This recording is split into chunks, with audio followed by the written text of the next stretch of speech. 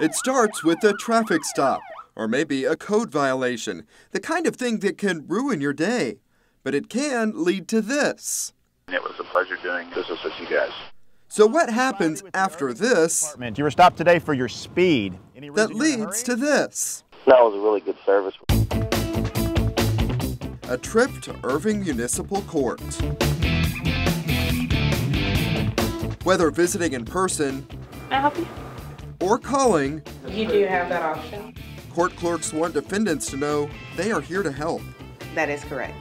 My department is customer service, but it's not just a department, it's an attitude. We're very, very particular about customer satisfaction.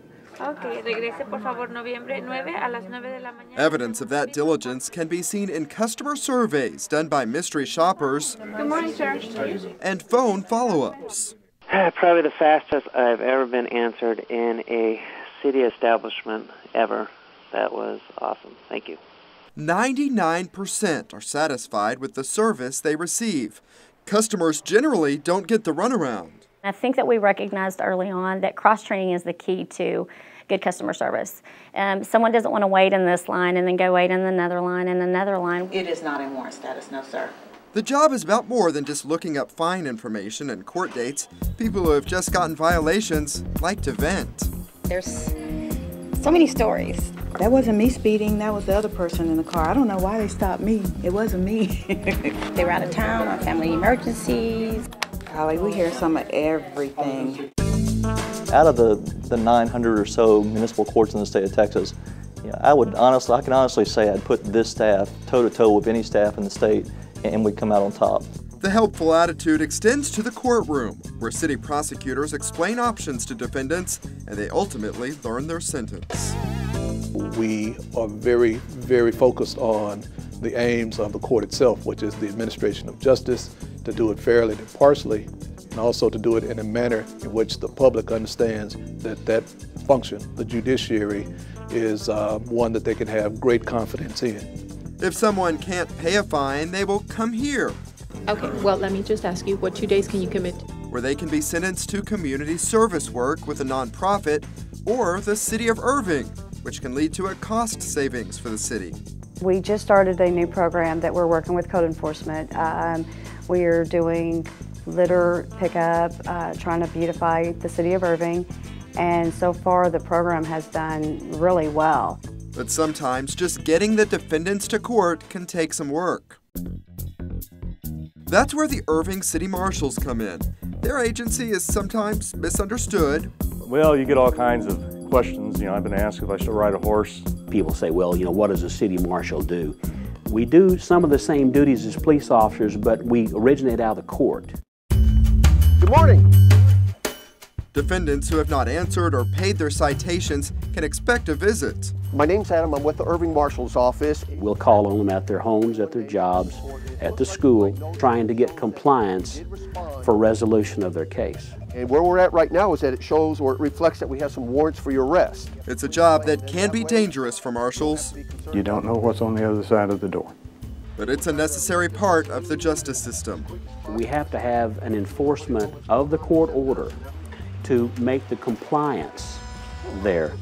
Otherwise, the issuing of the citation doesn't do any good. Watch your knee, watch your elbow. Most of the time, marshals find the defendants are relieved when they say, I'm glad that it's over. I'm tired of looking over my shoulder. Warrant service is not the only potential danger marshals face. Another involves building security. Take a look at the weapons seized at the front entrance. Some are handmade. Had that tape wrapped around them that has kind of a prison look to them. Some kind of incarcerated person had wrapped that thing up. The private security officers who worked the front entrance even discovered a loaded handgun.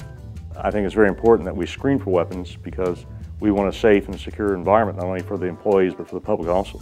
Having all of these weapons on a table instead of in the hands of court visitors shows that the high-tech screening is working. It's never been reported that a weapon or a prohibited item has gone through the screening without being detected. Inside the offices here, technology has eliminated the need to store a lot of bulky records. All documents are now electronically scanned.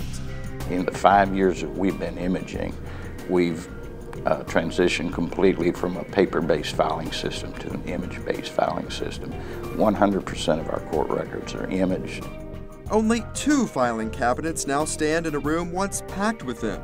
Space saving is not the only benefit. We can actively use those documents in a production environment so that we're not running back and forth trying to pull case files like a lot of people that you see around the country.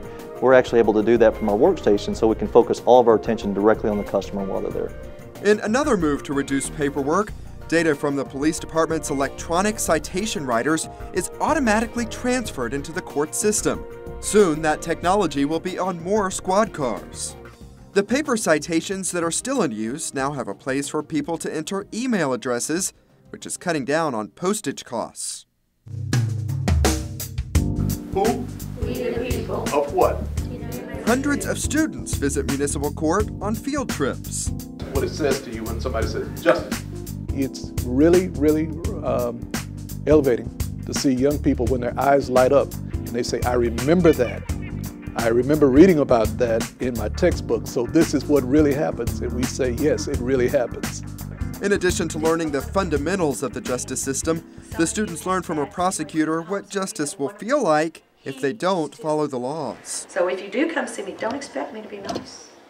How many of you know somebody that's gotten a ticket? The students also learn about Irving's teen court, in which student volunteers decide the guilt and possible punishment for young offenders, which can include community service hours. So 16 hours, reason being is because it is rude to people around you to have to listen to your music when they don't want to or when they don't have to. From teens to technology, and from courtrooms to community, people who work in Irving's municipal court are proud of the work they are doing. I'm very proud to work for the municipal court. They are enforcing law and order, providing a safe and secure environment for the city of Irving. You know, a citation is just a piece of paper unless the court orders are enforced. And so I think we serve a very important role. And we do it in a way, I think, that's both productive and constructive with our citizens. People may not always be happy with the circumstances that got them to Irving Municipal Court, but as the Constitution promises, they will be treated fairly. And not just something that you read in a line and a verse of the Constitution. It comes to life here. Plus, they will receive some of the best customer service. It is my belief that Irving is one of the finest courts in the state of Texas, if not in the United States.